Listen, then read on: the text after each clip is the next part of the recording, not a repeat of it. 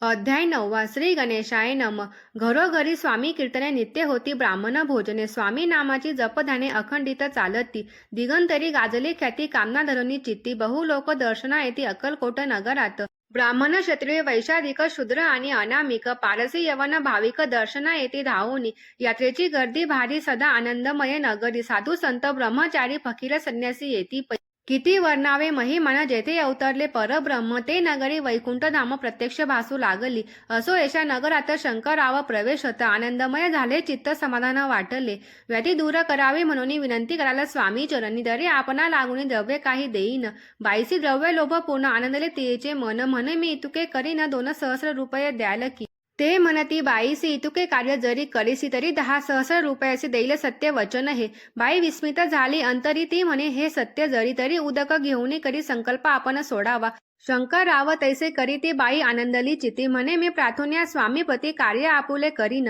बाई स्वामीसी बोले वचन हे ग्रस्त थोर कुलीन परिपूर्व कर्म ल्या लागून ब्रह्मसंबंध पीडितो तरी आता कृपा करून मुक्त करावे व्याधीपासून ऐसे एकता वरदानी समर्थ तेथून उठले यवन स्मशान भूमीत आले येती राज त्वरित एका नूतन खांचेत निजले छाती टाकून सेवे करी शंकर रावासी म्हणती लीला करून ऐसी चुकविले तुमच्या मरणासी निश्चय मानसी धरावा शंकर रावे त्या दिवशी खाना दिलेला फकीरासी आणि शेकनूर दर्ग्यासी एक कफनी चढविली मग काही दिवस लोटत स्वामी राजा आज्ञापित बारीक वाटून निंबपत्र 10 मिरे त्यात घालावी ते द्यावे हो औषध तेने जाईल ब्रह्मसंबंध जाहल्या स्वामी राज वैद्य व्याधी पळे आपणाची प्रकृतीसी आराम पडला राव गेले स्वनगर आला काही मास लोटता त्याला ब्रह्मसंबंधे सोडिले मग पुन्हा आनंदेसी दर्शन आले अक्कलकोटासे घेऊनी स्वामी दर्शनासी आनंदित जाहले म्हणती व्याधी गेल्यानंतर रुपये देईल 10 सहस्र ऐसा केला निर्धार त्याचे काय करावे महाराजा आज्ञापिती गावाबाहेर आहे मारुती तेथे चुने गच्ची निश्चिती मठ तुम्ही बांधावा